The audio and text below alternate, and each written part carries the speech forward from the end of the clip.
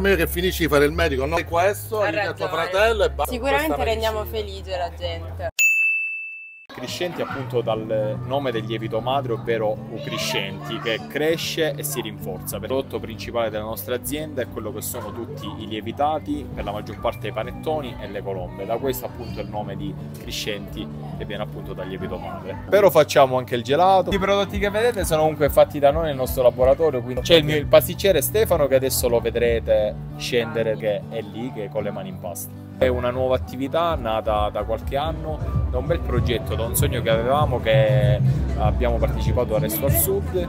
Con un immobile di nostra proprietà siamo riusciti poi a realizzare questo sogno, grazie all'aiuto nostro soprattutto, a un po' di fortuna e insomma alla nostra tenacia. Vendiamo online soprattutto, e poi abbiamo una distribuzione per lo più in Italia. Lavoriamo anche per conto terzi, permettiamo al cliente che vuole acquistare dei prodotti e farli a marco proprio di comprare quelli che sono i panettoni, i vasetti. Lo chef, socio, vi è venuta questa idea insieme e che avete questa passione? Sì, ci è venuta, siamo un gruppo di 3 persone. Lo chef, tu ti occupi di?